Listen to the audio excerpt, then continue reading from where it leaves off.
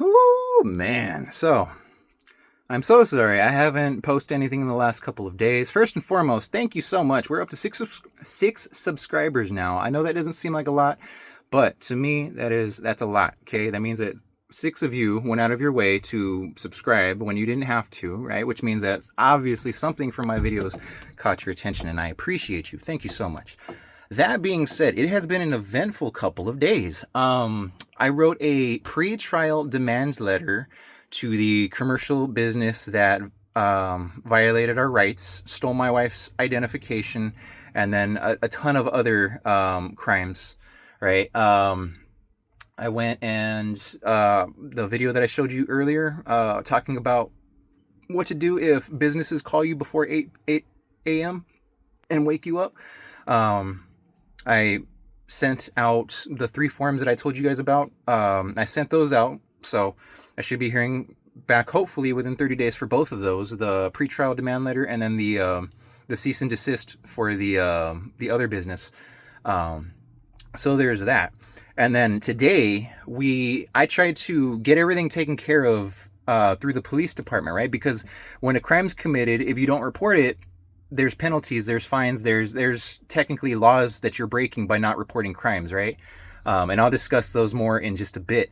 However, this is important. This is why you absolutely need to know your rights, your constitutional rights, and this is why you need to stand up for your rights. We tried to go to the police station today here in Lewiston, Idaho, and our rights were violated several times, not just by one officer, but by a sergeant who works above the officer as well. I have evidence, actual evidence of crimes being committed at the state level here in Idaho and then on the federal level, because the crimes are felonies, Class B felonies. The first officer, Officer Johnny Raymond of the Lewiston Police Department, I think his badge number is 514, so you guys can go and look that up. It's all public information, as he kept telling me over and over and over, because he knew he was violating my rights, and I told him I would be FOIA requesting his stuff. Supposedly he has nothing to hide, so we're gonna find that out tomorrow with our FOIA request. The reason that I bring this up, it's super important. Let me pause this so I can read it to you. I don't want to mess anything up, okay? So, just so you know, right? This is why it's important to know the law. When a police officer who knowingly chooses to not to report a crime, they have knowledge of... Okay, so let me start over. I'm going to try and find something. I'm going to read it for you verbatim so that way I don't mess anything up. Okay, give me 1 second. Hold on. Okay, because I'm a little mushmouth right now. I'm a little excited. I just got off the phone, had my rights violated again, right? With the police station. Here we go. So, a police officer who knowingly chooses not to report a crime they have knowledge of can potentially be guilty of several offenses depending on the specific circumstances and applicable laws. The first, obstruction of justice. If the officer's failure to report is part of an attempt to prevent the investigation or prosecution of a crime, they could be charged with obstruction of justice. Fun fact, the entire time that I'm having a discussion with Officer Raymond, every time I go and tell him about a crime, he's like, that's not a crime. I'm pulling specific statutes and codes, reading them to him, and he's like, that's not a crime. Nope, not going to do anything about it. That's not a crime. All right? So there's that. Then there's number 2, misprison of a felony. Under federal law, 18 U.S. Code subsection 4, misprison of a felony occurs when someone has knowledge of the actual commission of a felony and actively conceals it. So not only is the store guilty of this, but the officers are also guilty of this as well. Because when I come with a book and it's full of information, evidence, pictures, right? I tell you I have video, right? I tell you that here are 27 different laws and statutes and violations and acts and amendments that have been violated, right? And you don't want to do anything about it? Like, you're guilty of misprision of a felony. So, accessory after the fact. If the officer actively helps the person who committed the crime avoid detection or prosecution, which I'm going to argue that they're definitely guilty of because they don't want to do anything about a big business here in their hometown. Seems kind of biased to me. But again, if the officer actively helps the person who committed the crime avoid detection or prosecution, they could be charged as an accessory after the fact. 4. Dereliction of duty, police misconduct. Failing to perform their duties, including reporting crimes, can be a form of police misconduct. This could lead to disciplinary actions within the police department, such as warnings, suspensions, demotion, or even termination. Number 5, violations of civil rights. If the officer's actions or lack thereof violates someone's constitutional rights, such as their right to protection under the law, this could lead to civil lawsuits or investigations by the Department of Justice. Number 6, misconduct of a police officer. In some jurisdictions, failing to report a crime can be considered a form of misconduct for a police officer. During my recording, we were inside the police station here in Lewiston, Idaho.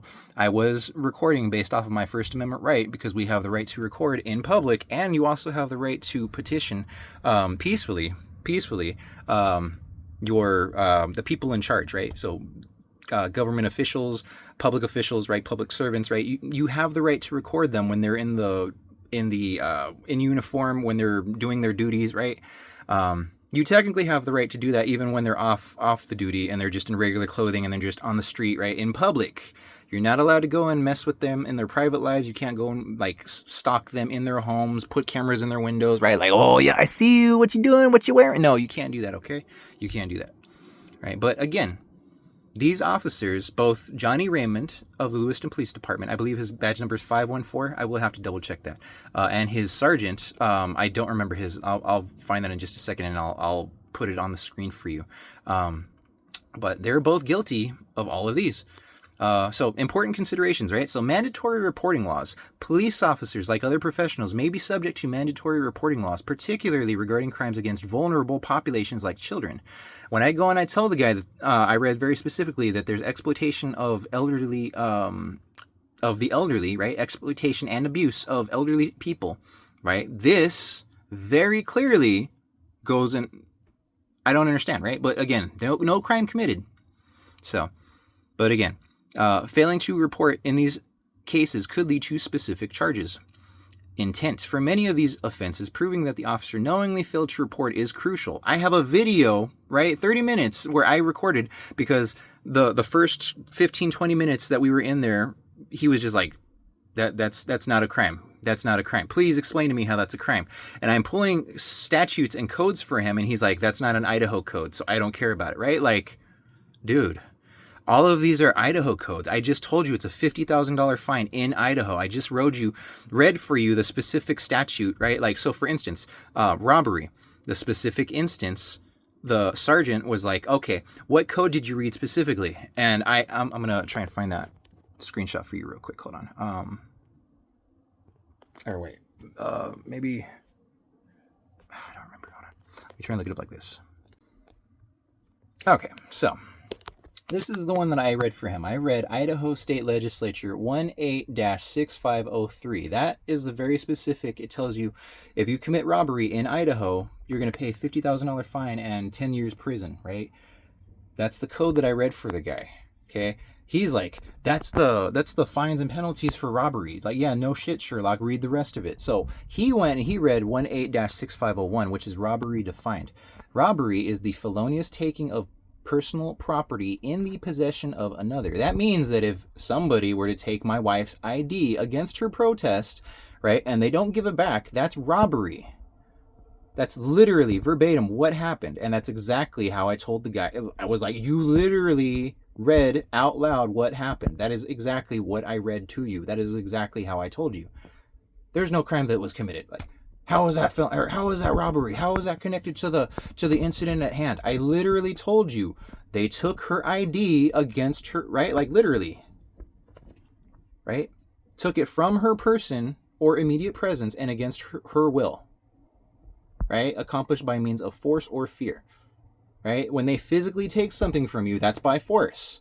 By fear is they're using threats. There were no threats involved. They took it by force and they didn't give it back. They placed a barrier in between us. That is a physical, that's a physical presence. That is obstruction, right? They obstructed our ability to be able to go and get our ID. That is a physical, like, that's by force, right? So again, when you have a police officer who's being very blatant and stating the fact that, oh, there's no crime committed, even though I have 27 different crimes that were committed, felonies, laws, amendments, actual federal acts, right? Like the Americans with Disability Act, right?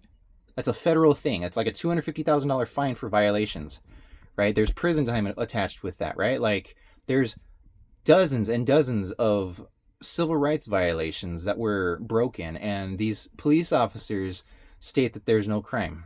So again, this is why you need to learn the law. This is why you need to protect yourself, and this is why we're going to be going and doing a FOIA request. I'm going to get Mr. Johnny Raymond's information, and I'm going to get that sergeant's information. We're going to be getting their bond information, and we're going to be suing them for a violation of our rights. The reason we do that is because I'm not suing just the department. I'm suing them specifically because they knowingly violated our rights. So, don't go after the department. Don't punish the taxpayers. Go after the people involved. Okay? That's how you fix it.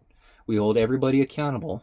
I have videos to prove that you were being purposefully, intentionally unhelpful, and you were violating my rights.